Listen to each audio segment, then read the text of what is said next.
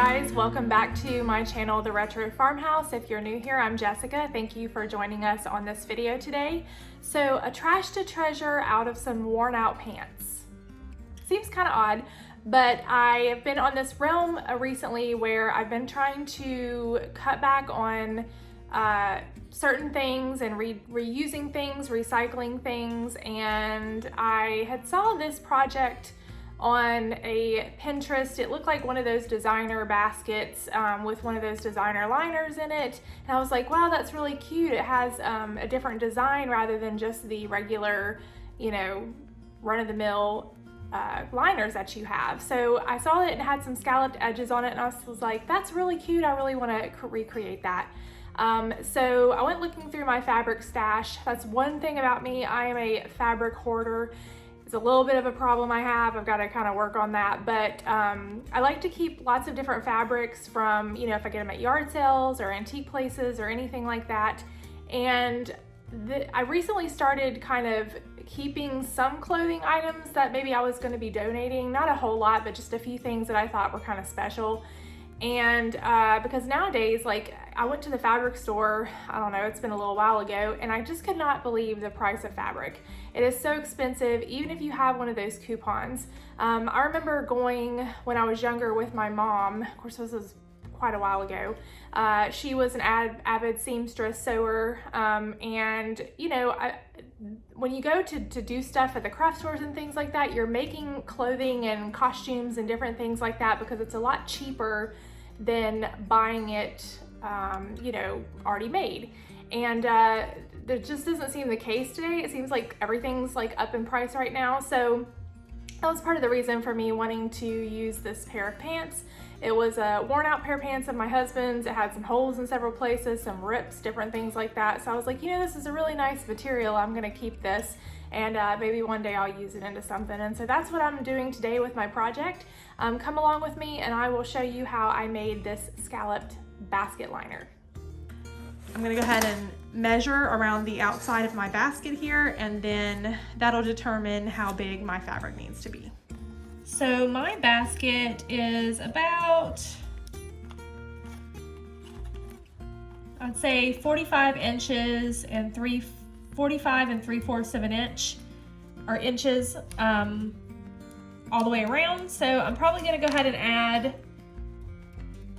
probably another inch to that to allow for 1/2 inch seam allowance on both sides. What I'm gonna try to do is just take one piece of fabric and sew all the way around, and then that'll be the inside of my liner. And then I'll try to take and just make a bottom piece from measuring all the way around as well. And this should fit in here, you know, since it has the curved edges, pretty easily. If your baskets, obviously most baskets are rectangle shape, still just measure all the way on the outside and add about 1/4 inch seam allowance. You can piece this together if it's a rectangle basket or square basket by just cutting your sides first and then these pieces and then sewing in the corner edges, and that'll work. Or in my case with my basket, it's a little more rounded, so I'm just going to make it all one piece. That way it'll just fit in there like so. Next, I'm going to want to measure the height of my basket. So here it's about 6 inches.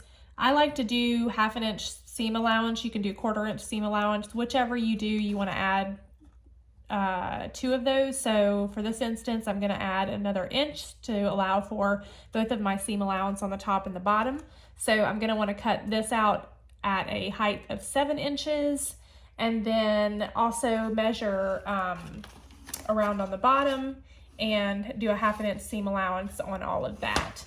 And the scalloped edge, I think what I'm gonna do is I'm gonna add that in as a separate piece. So I'm gonna make that kind of as a trim piece and then attach it to the liner so that when it comes out, it'll fold over and you'll see that scalloped edge. I'm going to start out by cutting on the long edges on my pants here, so that way I have just all of the front and then the back pieces as 2 separate pieces. That's gonna maximize the amount of fabric that I'm gonna have.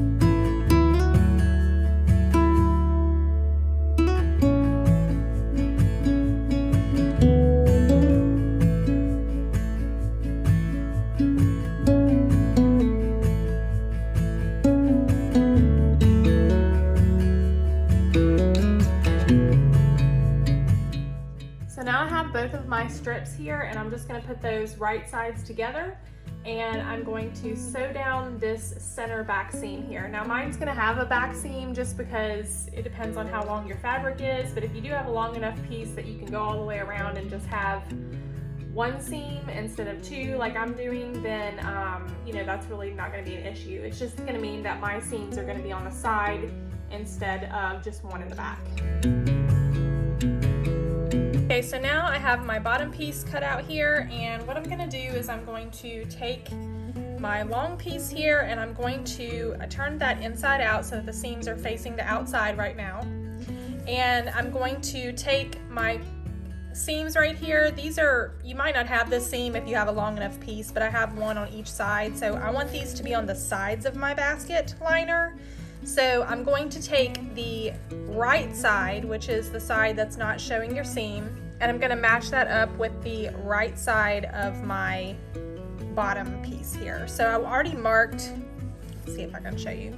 I've already marked on the sides right here where the halfway point is on both sides, and so that's where I want to go ahead and match up my seams first, and then I can pin accordingly all the way around. That way I can take this over to my serger machine and serge this. My next step, after I went ahead and sewed the bottom piece onto my basket here, you can see how it fits nicely into the bottom of my basket.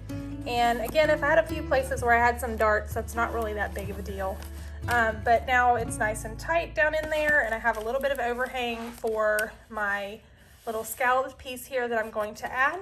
So I went ahead and took some pieces of the rest of the strips here, and I made these, I think, about maybe 2.5 inches wide. You can make these however wide you want to overhang. I went ahead and, see if I can fit this in here. I went ahead and kind of measured a little bit, like if I had a 1/4 inch seam allowance, how far down maybe these would be hanging once I made my scallop pieces. So that determined why I did 2.5. Really, it can just be up to personal preference. But what I want to do is I want to take two pieces and overlap them on top of each other, and maybe make some kind of pattern for a scalloped edge, cut that out, and then sew that, and then turn them inside out, and then attach them onto my basket liner there. So I made long strips. You just want to make it whatever the circumference is around your basket. And so I'm going to go ahead and try to find something I can make a pattern out of. Usually just like, I don't know, a can or something that's round, you can usually use that. If you saw my video where I made a little shelf way back when, I did a little scallop shelf, and I kind of did the same thing. I just took the bottom of a round edge and I just kind of traced it and kept doing that, and then cut that out on my jigsaw. It's kind of the same concept here, so I'm going to go ahead and do that. To make my little scallop pattern, I just used a piece of kind of part of the back of a notebook I was throwing away, or you could use poster board, just something that is a little bit less flimsy than a piece of paper. I found something that I could just lay on here and trace up through halfway up through it. So that way when I go to put my pattern down on here, I can trace this onto the bottom pieces of my strips here, and then I can cut, you know, this part out, and then I'll have this little scallop pattern. And then once I do that, I'll just sew along the lines here to sew my two pieces together, and then try turning those inside out so that I have a nice seam on the edge.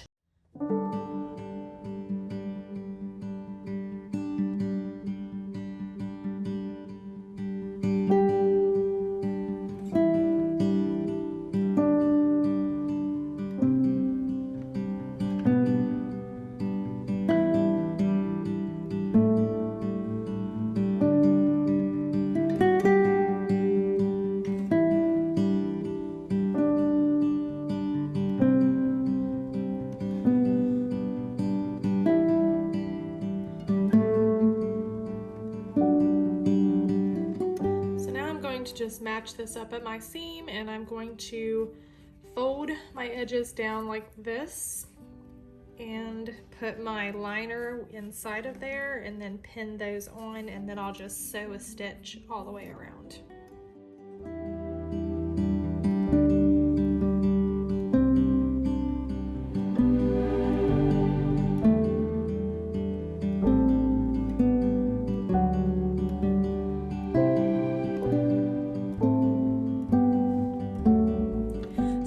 a tie to go around my basket so that I can tie it securely and it will stay in place.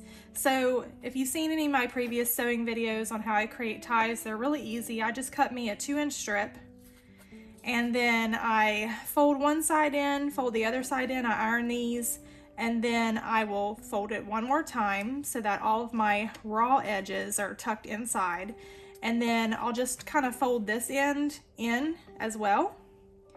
And then once I fold that in, I'm going to take that to my sewing machine and I'm just going to sew down along here so that all of my sides are secure, and then you have a nice little tie. And then I'll probably just tack it a few places on my liner here so that it stays in place and it won't fall off.